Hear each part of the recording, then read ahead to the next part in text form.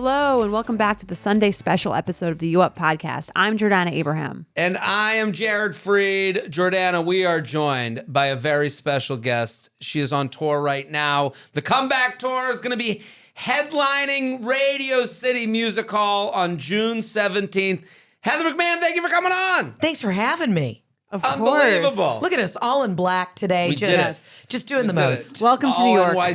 Yeah. So New York. I got my Nike Dunks on. I've got a leather jacket. I'm just cooler than all hell. Love You it. look extreme, and you're gonna be on Watch What Happens Live tonight, which is probably The most iconic New York thing you can do. Exactly, the coolest thing you could possibly do in New York while wearing black too. Yeah, exactly. This is Radio City Music Hall. Yeah. That's Jared like, and I are so focused on two different things. Yeah, I know. it's fine. I'm like, yeah, you're on the I'm like, who are you sitting next to? Yeah. This Let's is my get into dream. Watch What Happens Live. I mean, do you Yeah. know Andy? Are you going to be? So I did it once over the pandemic over Zoom, and it wasn't the same. Like Right. you know, this is my first time in the clubhouse.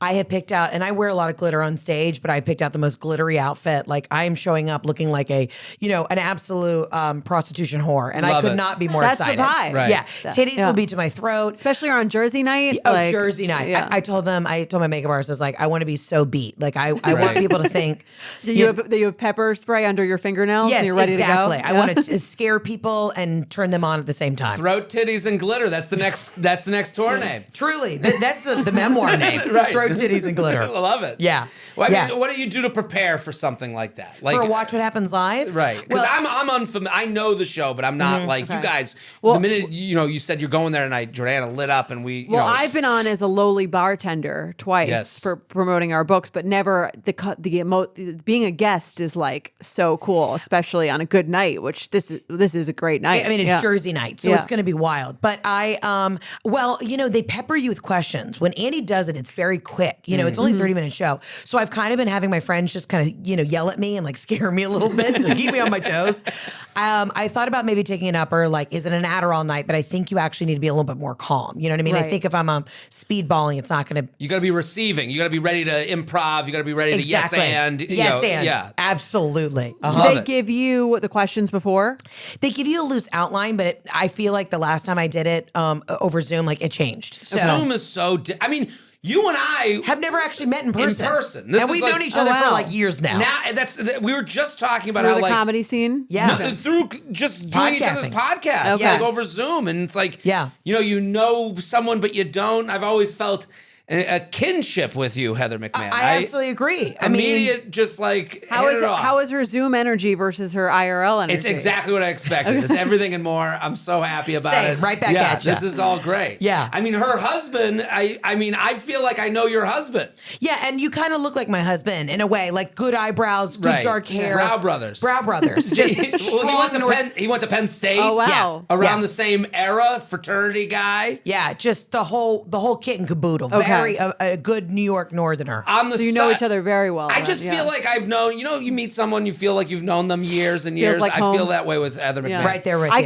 could see you having that effect on, many people that you come into that you like meet. That I they just agree. feel comfortable. I Well- feel like you have an immediate comforting presence. That is very kind. What if you were like, I feel like you're a huge cunt. I feel an immediate toxic energy. No, Yeah, I felt immediately judged, toxic energy. I have that face that's very familiar, and people don't know who I am. Like their comedy, they always come up to me and they're like, I know you from somewhere. I just have, I think, soft Southern features, and I have a deep, raspy voice. So it's very soothing. And people will tell me the craziest shit. If I'm sitting at a bar or the Sky Club at the airport, people will come up to me and literally tell me where the bodies are buried. That I can understand. No, great for an interviewing, yeah. likability is something Now people I'm would scared for buy our if interview. they could. Right? Well, you're going to hear about where the bodies are Yeah. buried. Because here's how I know you're likable. Okay, here's how I know. Let's hear I'm it. so nervous. Sometimes people post their wedding on social media, and you're like, "Fuck this person." I usually- am sick of this person. I usually mute the person through through like the week before the wedding Right. up until after the honeymoon. You is gotta over. get out. It's Yes. over. I've had enough of these people. I was tuned into Heather McMahan's wedding, and she didn't have a wedding that I pitied. It wasn't a wedding I thought. It was a wedding, an aspirational Italy wedding. That you were intrigued by. I Okay. couldn't look away. I tweeted about it. Oh wow. I'm posting on social media about a wedding, about her wedding that I'm not even invited Amazing. to. going, I've never, and people on Twitter, it was like a highly engaged with tweet. Like other people were like, I was like, it was like I was saying something that was on people's minds. Yeah. Her wedding was unbelievable I appreciate it. Interesting and like I was like, and Jeff with the golf clubs. Like I think you and your husband have an aspirational couple. Like I think there's I like, love that you just said that. But I do think that Okay. because I think you guys live a nice life. Yeah. And people and you're both like you're like an I Love Lucy to his Ricky Ricardo. Like there's like a You finally nailed it because I can't figure it out. I could not figure out who that is it. That's 100% it.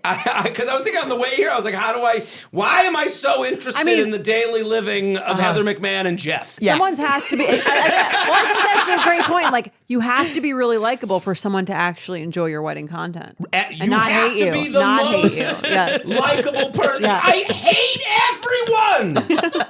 And I'm watching. She had a charcuterie. There was a person in a charcuterie dress. I'm remembering Heather's wedding. I feel like you told me about I this.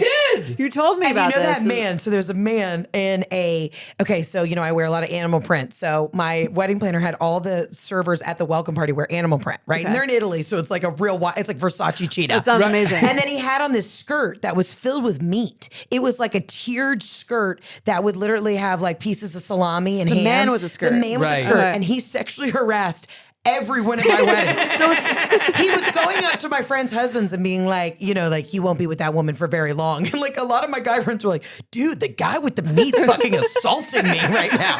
I was like, welcome to Italy. He knows that his job is important enough that whatever he says, it doesn't matter. He's not Yes. getting kicked out. Yes.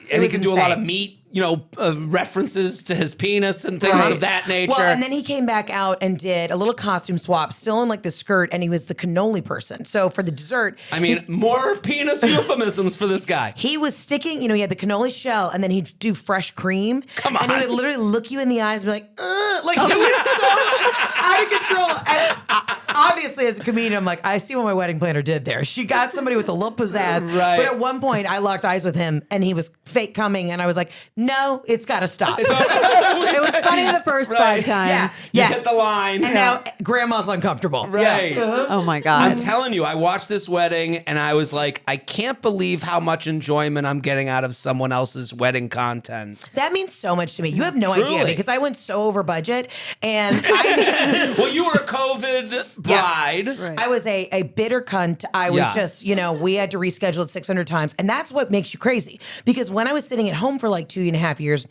I was just like, okay, well, you know what? Now that we've had time, because what I originally had planned by the time it got to the wedding, I Right. wanted to rechange. I was like, the flower colors have to change, all this shit. I really wasn't bridezilla though. I was cool. But as an entertainer, I was like, I want people to leave this wedding and be like, that was the fucking best day of my life. Right. I just wanted to razzle dazzle. You want them to walk away Yeah. from the show with 5-star reviews. Yeah. Exactly. Yeah. Exactly. I'm like, I am only as good as this first wedding, Well, no, I think that's amazing that you also made it like funny and fun because I feel like even if like I would consider myself generally a funny, fun person, but then when it came to the wedding, I was like, somehow you feel more pressure to make it like Yeah. super, by the glam, by the book serious. Like, it's like, we're not fucking around here. But I like that. Like, I wish when I look back, I'm like, I wish my wedding had a little bit more like humor to it. Well, I think you're right. This You know? is what we do as adults. As you get older, you get safer. Right. You know, Yeah. because like I'll go on a trip with a bunch of guys from college, and there's always the one guy that's like, we got to do 8 a.m. golf. And you're like, why do we have Right. to do that? And it's like, because if it goes badly, he can go home and go, we played golf. Exactly. Like at a baseline, he got golf in, even though no one there wants to do this. There's people doing drugs on the course. You're like, we should have done this at a pool party. Right. Like, So if he's like, I got blown at 7:30 in the morning, but then we played golf. Right. So it wasn't cheating. it wasn't cheating. We were at golf. We had a great time. Right. But you feel like you have something to prove. And I think that's sort of Right. like the crux of it. So, I mean, this is a dating and relationship podcast. So Yeah. tell us, how did you meet your husband? How long have you been together? What was it like dating before him? Give us the whole... Okay, it's been a wild ride. We met at a gay bar in Hell's Kitchen. It's a beer bar called Valhalla, I think on 54th and 10th. And so Jeff comes like from a big... Talk about penis, puns and euphemisms. Not somewhere you would expect to meet your husband. No, not at all. And I mean, unless you're a gay man, right. yeah. And a lot of men being like, Thor's, mighty, hammer, Yeah, I thought I was going to end up with like a Norwegian prince, but Jeff has, comes from a big Italian family and two of his cousins, their brothers, they're gay. So I was buddies with them and they're like, let's go out. Jeff's in town. Let's bring him out. So where's he coming in town from? He was working in Nashville at the time, but he's from New York. So I'm sitting in the bar with our mutual girlfriend and he walks in the bar and I said, oh my God, that's who I'm going to marry. And I didn't know that they knew him. I didn't know he was the straight cousin. I just thought he was like a hot guy. Yeah. Do we think women just say that about every guy they're about to meet? No, I promise you. Okay. I had been with so many guys beforehand, and he walked in, and when I look back at a photo of the night we met, which was 12 years ago, he looked ill. He had like bad hair. He was sweaty. He was a little jaundiced. And we have a photo from that night, and we both laughed so hard at this. I'm like, you looked like you were a Make-A-Wish patient. I don't know why. I don't know what's it about him. You just don't remember? I think he was the only guy that had hit on me in New York City for the first time, and like that was over like 6'1". You know what I mean? Like I get the tiniest Jewish guys who, shout out to my Jewish kings, but it was what up, Goldbergs? What up, Silverstein? What a do? But I'm a tall girl, so he walked in, and I was like, "This is the first guy I've literally seen in my presence over 6'1", and I don't know what it was. And my girlfriend Christina, I turned to her, I go, "That's who I'm gonna marry," and she goes, "Jeff," and I go, "You fucking know him?" She's like, "I'm fucking Christina. I hope she didn't get invited to the wedding. If I'm Jeff, I'm like, what the fuck?" Yeah, Jeff? I hope that was on our story page. Right. Yeah. We did say that on our story page. We were just like, met at a gay bar. Here we are. Let's fucking go. Okay, I like that's that. a great our story page. I mean, but I would not, if someone reaction to me, oh, look at that guy, Jared. What a fucking asshole. I mean, get the fuck out of here. She had known him. They're best friends since they were fifth grade. Right. So that's like her brother. She's like, that's the one? And I was like, that's the one. Yeah, we've been together ever since. But we met before like internet dating. I mean, I think I had done Match.com like once. Okay. I gave my mom my password because I was like too lazy to do it. And she found a guy in New York who was like a vet, God bless him. And I zoomed in on the photo one day and he didn't have legs. And I said, and I love a handy-capable man. You know what I mean? Right. I love that, that's no hate, no shade. But I remember just being like, Mom, you didn't zoom in on the She didn't know how to work iPad. it. She didn't know how to work it. And I said, it's going to be hard in New York City. 12 years ago, you meet him in New York. Yeah. I think it's interesting for someone like, he lives in Nashville. How do you start from those, you're living in New York at the time. Yeah. How do you start dating someone when they're in Nashville, you meet him at the gay bar, Thor's hammer, Can whatever. I be honest with you? We ended up being long distance. He came back to New York and then I moved to LA. We were long distance for 8 out of the 12 years. Oh my God. And it fucking worked. People have this idea that long distance is just the hardest thing. I fucking loved it. Okay. Really? Yes, because you see them every like 2 weeks, maybe out on the weekends or whatever. You come in, you have great sex, you go to fabulous restaurants, and then send their asses home. Get to miss them. Yet you get to miss them. Yeah. What was the key to long distance? If someone's out there being like, I want to be in the Heather McMahon mindset. Yeah. Well, first of all, you have to trust them. These girls Right. or guys were like, well, I don't know what they're doing on a Friday night. If I didn't hear from Jeff, I knew exactly what he was doing. Masturbating. Jerking off hard to my photos and Going weeping. hard at it, yeah. Well, that's the beauty of a long Tears distance as lubricant. That's the beauty of a long distance relationship is you can trust they actually might be jerking off to your picture. Yeah. As opposed to like when you're in a long-term relationship, that would be like everyone would think they were crazy. Right. Yeah. Right. They're missing you. That is a little nice. There's such a thing as missing too much. Like, I'm right here. Yeah. Right. I mean, you definitely have to keep the spark alive, but I think it's just fun. Like when you do long distance, we really like enjoyed spending time together. And now I'm back on the road. So I'm touring right now.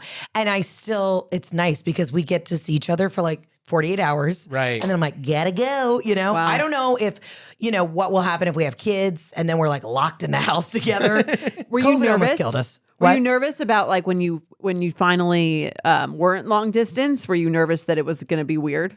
A little bit. Yeah, honestly so. And there were things, I mean, even though we've been together 12 years, like I've learned new things about him where I'm like, I didn't realize you had this like weird quirk. You know what I mean? What's a weird quirk? Okay, so when Jeff makes eggs in the morning, so he has the raw yolk, right? Pours it in the bowl, or takes it from the bowl, pours it in the pan, and then he'll take his finger and just like lick up some more raw batter. Oh wow. Raw He'll yolk. lick Because the he likes yolk? the way Fucking it disgusting. tastes. Yeah. Like uh-huh. icing? Like cookie cookie Yeah, dough. yes, like if you were to make fudge brownies and you had the dough in the bowl, he does a little lick Likes with the raw egg. And Okay. I saw Heather, you that. have to leave him. I do. It's over. I served him papers when I saw this. I was like, Jeff, what the fuck are you doing? He's like, what? It was like almost like a nervous tick. I said, this is fucking weird. That's weird. On the contrary, I think it's kind of hot. You know? do? Yeah. It's Raw like, yolk? Yeah, I don't give a You shit. sick fuck. You know, like it's like eating raw meat. Like, oh, I don't need it to be cooked. I'll eat the cow. Just Right. just Yeah, the- well, he did say, he was like, bodybuilders do this. I was like, babe, you're not a bodybuilder.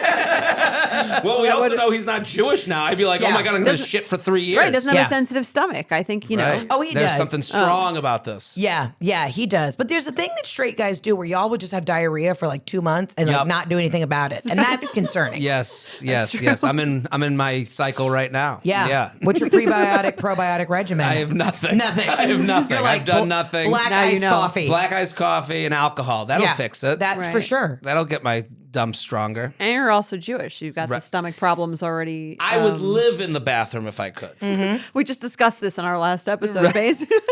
Yeah. Would Jeff pee outside? What do you mean? Pee like outdoors? we- yeah. Yes. Oh, well, we can give you our red flag or deal breaker oh, from yeah. our last one because we were very Yeah. divided. We're on this. divided. The woman goes on a date with this guy. They Okay. go to like I think they went to an NBA game. NBA game. She said he went to the bathroom like 5 times at the game. And then they're walking from the game to the bar. It's like a 20-minute walk. They're 15 minutes into their walk, and the guy goes and pees on the wall, and then comes, and then she keeps walking, and then she went home because she was like so turned off. So do you think this is like a red flag or a deal breaker? And this is like one of their first dates? This is Second date. Is it the second date? Second date. No, date. that's fucking weird. Yes. Oh And I my will God. say- you. I can't But I believe will I'm say, so mad. Jeff- I knew it. Like now, if Jeff was like, "Oh, I gotta piss," like said it like that, and we were walking home from the Rangers game last night, I'd be like, "Okay, I got your back." Like I would cover It'd be for a team him. effort. Team in that effort. case, But you're because you're married. already But we're married. Yes. Yeah, you You've know. already established. I said if there was an emergency and they had to do it, it would be fine if they showed an extreme amount of shame. They had to be really ashamed of themselves. I hear you. Yeah, like God, this is so embarrassing. I got Yes. a UTI, I got a bladder issue, some Yes. sort of explanation. And then it's okay. You feel bad if they're just pretending it's normal. Yeah. That's Jared thought it was fine. Listen. He thought she was the problem. Right. She got too angry. Imagine that. Right. Imagine that. You women.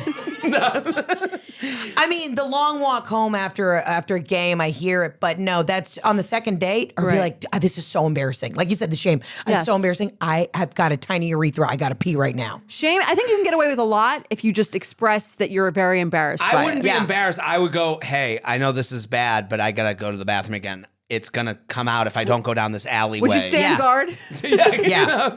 You're the blockade. No, right. Yeah. If it was your wife, then I would expect her to stand Different guard. story. But Second date. second date, it's no. You both live in Atlanta now. Yeah, we are AT aliens. He is not an ATL person. He's not, but How he has is that been? I He mean, is like adjusted to the country club lifestyle. He Really? is a lady of leisure. His best friend is the starter at the golf course. Like we live right next door to our country club. I mean, we've become as white Southern waspy as we could possibly be, and he's thriving. Like, Right. And this is a country club that I grew up at, and now we're members there. We go to like the bar, and he just is friends with like all these 70-year-old dudes and their BFF, and I don't know what the fuck they do in the men's locker room, but it's kind of cute. Yeah. That's great. Well, it's like college. It's like retire. It's almost like you're in back in a retirement college. He's setting. fully retired. Right. Yeah. Yeah. Uh-huh. I mean, I wonder about that because it's like your hometown. Yeah.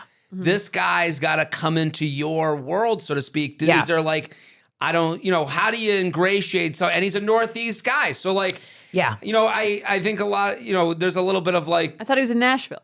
he lived No, in but he's from New York. He was just Okay. there doing the finance got it. shit. It is interesting. There has been a little bit of a learning curve where Jeff doesn't realize, like in the South, you get more bees with honey than with vinegar because he really likes to like if the garbage guy doesn't show up. He's like, I'm gonna fucking be at the end of the driveway. I'm gonna let them know. My mom's like, tip them $20 and they'll show up on time. Right. It's been, and my mom's a Right. Yankee. She's from Boston, and she's just like, I got to tell you how to do this. Like in the South, you cannot be aggressive with people. You got to bring a man, so I'm gonna pray for you. And then that's how you get what you need. Okay. So she was like a good teacher for him being from the Northeast. Absolutely. He got somebody at our club. He had like his hat on backwards when he came in from the golf course. And some guy was like, young man, you got to turn your hat around. Jeff's like, what did you say? And then he's like, I said, Jeff, you say, yes, sir, turn your hat around and go about your way. And then that guy will be selling you weed in like an hour. You know what I mean? You talking to me? Yeah.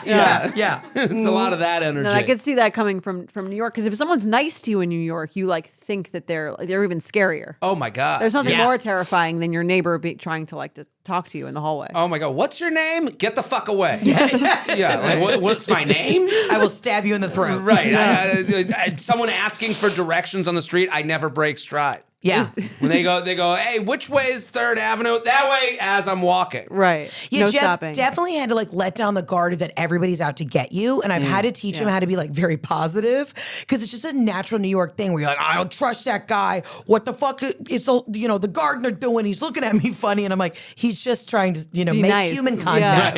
right. He's trying to smile, Just trying to build community. Yeah. Right. The best was Jeff. Culture shock.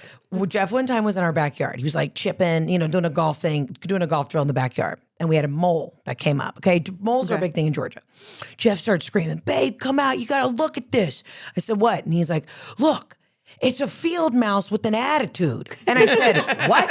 And I go, Jeff, that's a mole. He goes, never heard of it. Don't know what it is. That's a field mouse with an attitude. I was like, oh my God, Sassy. Jeff. Sassy. Everything's got an attitude. I'm That's like, so funny. No, I wouldn't know what a mole was if I wouldn't saw it, know. I think. They do either. have scary faces, kind of like a platypus. Like they have Oh, these I would long freak out. noses and their eyes are kind of like too far apart. And they what are size are they? small, like a rat. Okay. Yeah. My mom put out all these plastic snakes around the house in Florida, and Why? because she's trying to get rid of the birds. Oh. So she Okay. solved her bird problem. Scare them? Did that work? Well, it scared me. I walked out and I went, and I was like, oh my God, thank God nobody saw this. Like any different animal Yeah. coming across my, Yeah, my you're not vision. used to that. Not Yeah, used to it. only like mice. Yeah, mole would Yeah. freak me out. That'd be scary. Yeah, I don't do it with the vermin. I'm very excited here in New York that y'all have a rat czar. I'm just pro rat czar. I saw a giant ratatouille last night the size of a Pomeranian. I can't fucking do it. And I lived in the city for years, and I just don't know how y'all are surviving this rat infestation. It's gotten worse. I guess you don't really see it unless you're like in the subway looking down. No, they were running across First Avenue last night, just skeeting across the I street. saw a couple having dinner at a restaurant. I believe it. Yeah. No. Yeah. Smoking a cigarette afterwards. Just hanging out. I did. Well, I was at a big group dinner in the city. We were eating outside, and I saw a mouse run across the floor, and I was like, should I tell everyone and like ruin the dinner, or should I just keep it to myself and Yeah. tell them after?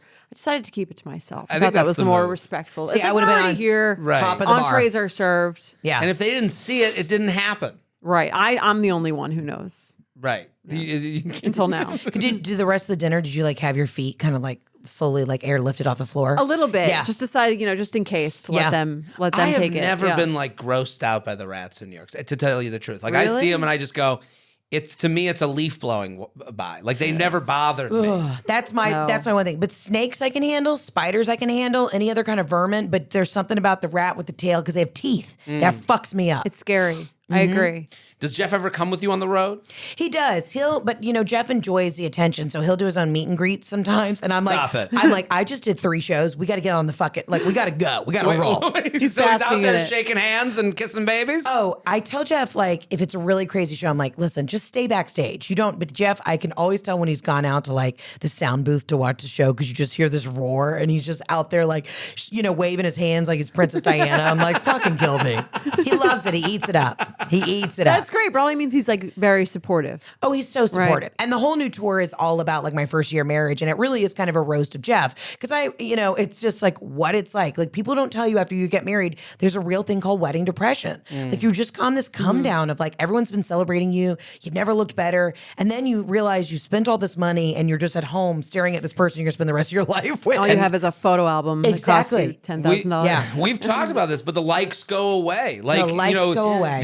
You gotta do something else. Engagement party, bridal shower, honeymoon, wedding, all postable moments. That's true. That again, like Jeff doesn't have to deal. We've said on this podcast, like the idea of like there's no other things for me to get out of a marriage other than the person. Yeah, Like it's there's romantic. there's right? no Yeah. ring, There's no, pictures. There's no likes. There's no, bunch have of women who are stability, going to a like. family. What's You that? could have stability in a family. Well, not Not that quite as stinks. tangible. That's even touch and go most days. So when you talk about this at the show, is it like are people in the crowd like the audience is They're it so receptive, but it's so funny. I'll always get one person be like, "Damn, sorry, Jeff." Like, there's always one. And the first time he saw the show, and I'm really proud of the new show, but the first time he saw the show, I walked off stage and I could see him on the corner of my eye. And I was doing a show in Augusta, Georgia. I was like, I'm either going to walk off, he's going to high five me, or hand me divorce papers. And I walked off and I was like, "We good?" And he goes, "You could have gone harder." I was like, "I could have." But it's always touching on like family relationships, like marriage. Just, I've seen male comedians for so long say things like, "Women be shopping. My Right. wife does this." Hold and I on, was like, stop "Fuck doing this." my act. I know. I'm sorry. So it's just one of those things where I'm like, we got to take the power back and talk about it. You know what I mean? Yeah. Like what it's like from the female perspective to be married, and then all these tropes that come along with it, and all these expectations. Listen, cliches are there for a reason. There are truth to them, but like it was like watching your story from your wedding to go back to the wedding of the century. Yeah. There's Jeff. Jared, I got married in COVID too. I was there. I didn't get to watch it from the story. No, your aspect. wedding sounds much cooler than mine. But Jeff brought golf clubs On to our honeymoon. Italy. Or to your honeymoon? Well, yeah, he brought them to Italy. We honeymooned for a month after the wedding. A month, amazing. And he brought golf clubs. Now, I don't know if you know this, but Italy's not a very large golfing community. That was the thing. I was like, and I'm watching from home, eating Can my. you golf in Italy? Is there a golf? You can golf There's anywhere, but like two courses. Okay. Right. The idea and I was sitting there going, why would he bring golf clubs? Like what a pain in the ass. Right. Even if you're a golfer, there's also ship sticks. Like there's like ways to have clubs shipped places. It's a rental. Like I don't know how big a golfer he is, but I was watching this being like, what the fuck? And then you just Roasting him and straight. just over the month of like where are the golf clubs, like where, and you're like, this is the type of first year marriage stuff where I was like, yeah, this is a story. This is like why people would, that's. It's one thing that women be shopping and my husband leaves the toilet seat up. Yeah. But it's another thing to have Men be golfing. Men be golfing. Yeah. Right. You can say that, or you can go, we went to Italy, and everywhere you go, it was just so funny to watch because it was like it became a character. Right, like the third person on the honeymoon. Right. Well, and I don't talk about this in the show, but one thing people need to know is so my husband brought the golf clubs because his golf coach said you're going to lose your swing in a month. Like it's a big deal. Okay? You're going to lose it. Right. You got to bring it. I get it. I have a retainer. I understand. You understand. You understand. So he brings the golf clubs. As soon as we get to Florence, which is where we got married, he had this like little to-go bag. So we only brought a couple clubs, right? To just like, a couple in irons. case. Just in case. Right. I mean, this is not like an mints easy in the thing to purse. travel. No, with. it's not an easy thing to travel with. And we get to Italy, and the first thing we realize is that the strap on this like little to-go golf bag is broken. So we check into the hotel for our wedding, and he is like has the concierge basically by like the shoulder. He's like, "You got to find me a leather shop to fix this bag. I can't travel all over Italy with this broken bag." And to me, I got pissed because I was like, "Jeff, the first thing that you should worry about is greeting our fucking guests, and not worry about this goddamn golf bag." And of course, they're like broken Italian. They're like, "We do our best, and we try." And I almost choked him out the first time we got to Italy. I was like, "This is not a priority." But men, and I told him that I told him this morning. We were laying in bed. I go, "Jeff, we've been together 12 years, and there's something I realized about straight men. You guys are reactive, not proactive. Women are proactive. We're like, I know that I got to think 3 days ahead or 2 hours ahead, and Jeff's just like 1 foot in front of the other. We're fixers. One step at a we'll time, fix it after Do it you happens. fix it? Well, Do we'll you? try. That's why they're so annoying because they don't get all anxious about the future. Yeah, They're that's just true. thinking about tomorrow. Yeah, they're like, what am I going to eat today that's going to make me shit myself? Right. That's I can- every morning. It'll be I wake someone up with else's that thought. Should we do an email? Yeah, let's do it. Listen, everyone Okay. needs to go see Heather McMahon on the road. It's called The Comeback Tour all over the country, but most importantly, Radio City Music Hall. This is a life moment. Yeah. We want to fill that place up. We want Yeah. it packed to the gills.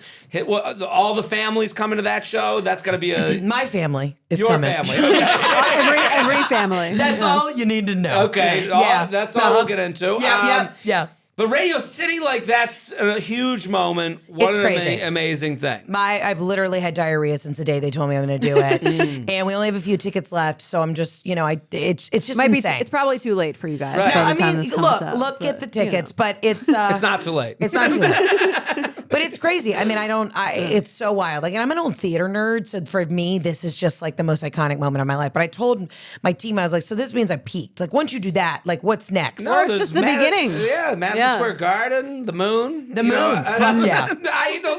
Here's the thing. You're going to have a fun time at Heather McMahon show. Yeah. There's going to be an energy there. There's going to be fun people. You're going to have a blast. Go get those tickets. Yes, and if you want more in the short term, Absolutely Not is the name of your podcast. Yeah. And you can go. Which y'all are coming on, We're so going we're to gonna tear it up. Yes, we're going to be on that, so you can listen to not just our episode, but every episode that you have a whole. Yeah.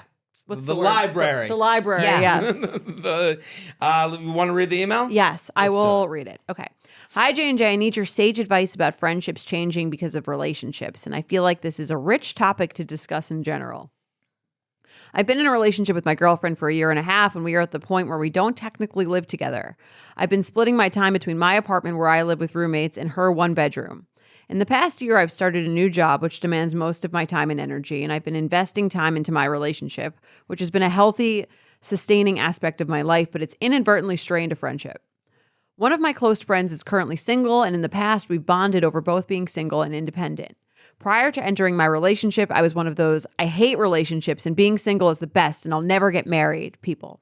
Turns out that it was masking some insecurities that I didn't know needed healing until I got into a healthy relationship. Shocking.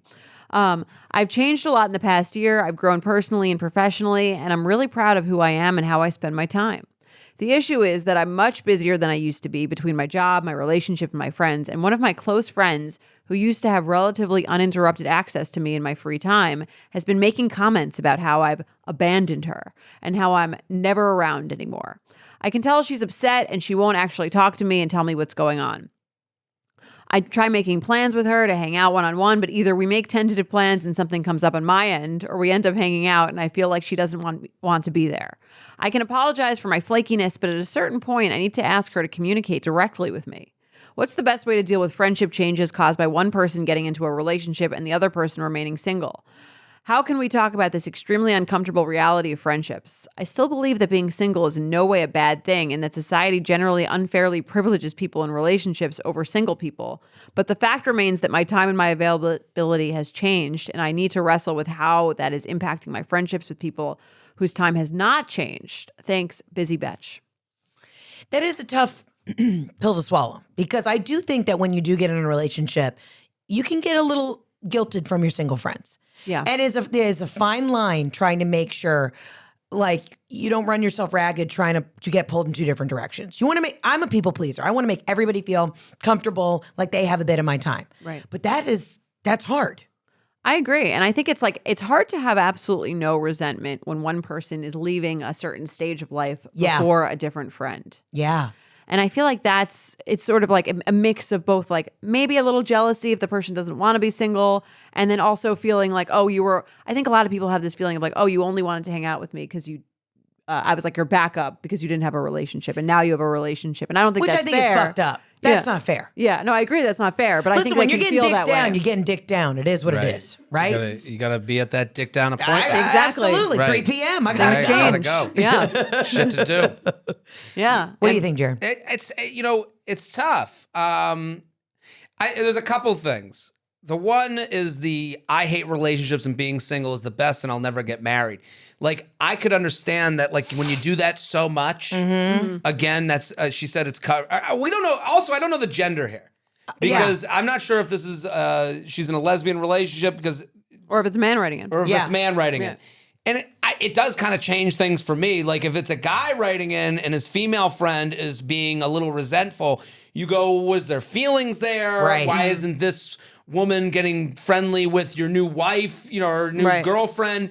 If it's a woman who's dating a woman who's dealing with, that's a little bit more, I understand this in a more like friendship way. Right. Because it's like, oh my God, like, a lot of female friendship seems to have these, like, you've run up tabs with each other.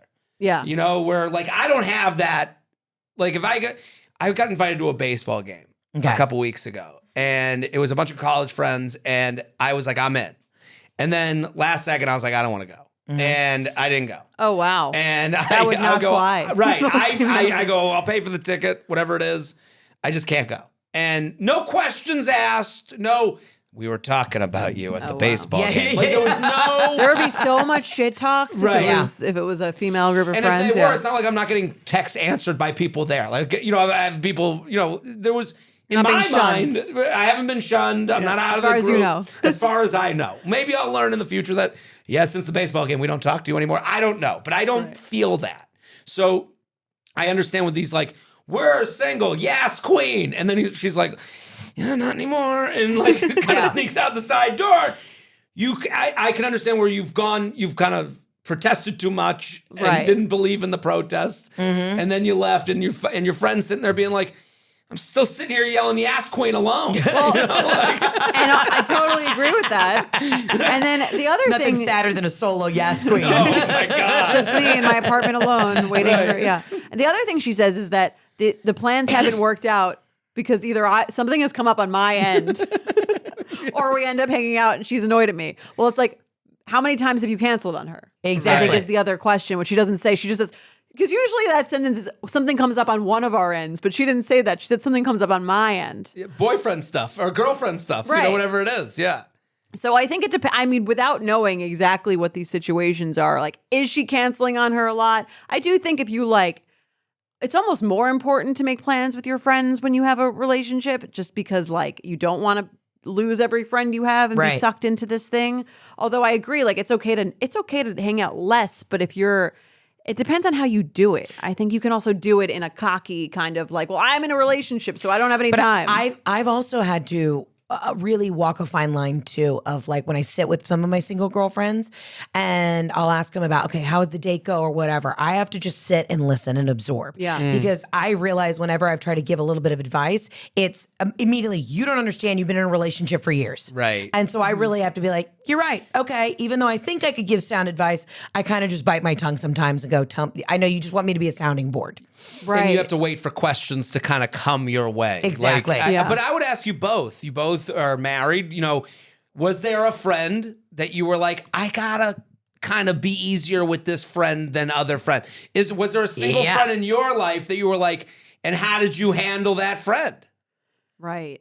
We all have a sensitive one, right? Yeah. Everybody has a sensitive girlfriend where you're like, okay, so Caroline, I can tell to fuck off and, just again, go to the a club in the Hamptons and find some dick. This one, I got to sit and let her cry for a couple hours. Yeah. And, be like, we can do this. I definitely. You've got to feel it out. And I think also it depends on if you're the kind of person who's always in a relationship, I think that people maybe have different expectations of you than if you've been single for a long time. People, I also think, and I think, like you said, the big part of it is that she used to be, I hate relationships and being single is the best and I'll never get married. And I think that there can be a sense of it feels even more like you were pretending before if you're not acknowledging that, where you could say I know I said this before, but I clearly didn't know what the fuck I was talking about. Or something like that. It turns out, I was looking for a relationship the whole time. Right. And she says that was clearly because of some insecurity. And I think that if you say what the elephant in the room is, then I think that it makes people feel more comforted and less oh, you're who are you now? You're a totally different person. And anybody who says they're oh, being single is the best. I've had good times being single. I obviously love my husband because he's my partner, right? He's my buddy. But I just think, you can't always be on the soapbox. It's never going to happen. I mean, this is actually, before the words even come out of my mouth, I know that so many people are going to be like, go fuck yourself. But for the longest time, I used to have that negative attitude. I'm never going to meet anybody. I'm never going to meet anybody. And then finally I was like, I have to fucking be positive for one day this week. And I met Jeff. And I know that's not perfect. And I know, we met in a gay bar, but I think you do have to have a little bit of positive thinking. Oh, you got 100%. I think that's half of it. Yeah. We talk about it all the time. The mix of cynicism and romanticism. Yeah. It's this weird cocktail that you kind of have to drink every day. You have to be cautiously optimistic. Yes. Right. Is the main way to be. And I think that's the least annoying way to be for those around you too, because you're being real. Yeah. But you're also, I think that there seems like maybe there's a lack of vulnerability in the relationship if she said all this stuff about hating relationships and then became in one. Right. Whereas if she said, I'm actually really craving a relationship and I really want to meet someone. I think people feel like more calmed by someone getting into a relationship like that than someone who pretends that whatever situation they're in is the best situation that you could possibly be in. Yeah. Right. Yeah. So- I don't even know what to do. Like I was thinking of like, what does this person do next? And Yeah. What are you know, action steps? I don't have right, any. Like I guess like I think like all three of you hanging out. Like I think like including everybody. Yeah. Where now like, you know, their entrance into your life isn't as planned out in the future. Like they can feel comfortable walking into your apartment and having relationships with both of you. Like you become friends with the couple as well as the person, because the whole idea of like this person obviously feels a lot of pressure to be like, let's make a plan. So much pressure that they're canceling these plans. Right. You know, if you cancel plans, those are plans you kind of were Weren't ready to that cancel into. anyways. Especially right? if you cancel more than once. Right. If this is a thing you do. Yes. So it's like, why not like, let's have a chill hang. Let's get your new girlfriend involved. Let's get us all talking. Make them the star of the show. You know, tell us about your dating life. What's going on? Now you have a third person with a whole group of friends on their own that might be able to go, well, I've been thinking about this person, or you know, it brings in a weak link to the group that kind of makes you guys all a hang. Like I enjoy the dynamic with like my married friends and being with both of them, as opposed to like this like planned dinner date where we're going to discuss life and catch up. It feels too much. I almost don't get nights off with just my husband. We're always in a group with our friends, single, married, mixed, everything. Like we run in a pack. You know what I mean? Right. It's definitely like an episode of Friends. Like there are nights where I go, guys, I love everybody. You got to leave my fucking house so I can just talk to Jeff for like an hour alone. You know, Especially because you're like on the road and you probably don't get that much of that time together. We'll be on the road and then like, hey, we're gonna come stay at your house for 4 days. And I'm like, no, I need one night with my husband. That's alone. a nightmare. A 4-day house guest. Wow. Yeah. Yeah, but I think that's a good idea. If she's real, I think she has to like evaluate the friendship, because she has to ask, like you said, she's canceled a couple of times.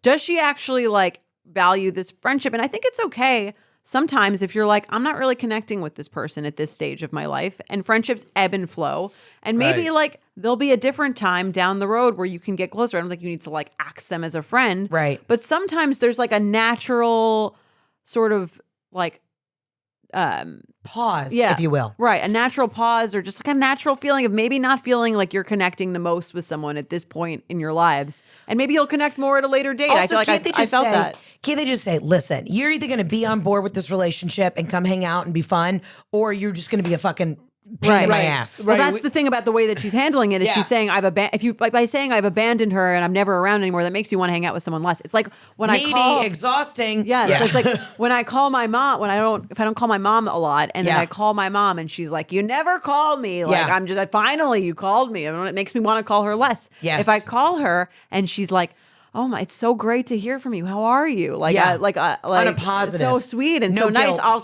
call her more. Right. There's nothing worse than the fucking friendship guilt or the mom guilt. Yeah. Right. Yeah. And it's funny because our tendency with this email was to take the side of we took the side of the single person. We were like, oh, the power dynamic. They're in a relationship. Yeah. They're single and lonely, and it's like the single lonely person can be annoying too. That's true. Right? Like you have to. No one wants to be nagged into a friendship. Right. Yeah. Tell this loser to get the fuck out of your face. No. It brings us full circle to what you were saying about like living in the South and honey versus vinegar. It's like if you want someone to like make you a priority in your life, make hanging out with you a really pleasant experience. Feel like you're like supporting their relationship. Yes, there is Be really nothing positive. worse. Yeah. Than that one friend who's constantly like negative, or that one friend who's constantly like, well, this is how I felt. Like, or it's just constantly bothered. You know what I mean? Like, I'm sure when you say you have your friends over your house, you go, hey, we're having drinks on the porch, sweet tea or whatever you do in the South. And you're like, we're going to have pimento sandwiches. Yeah. Come over. It's out. It's done. If you have a friend that goes,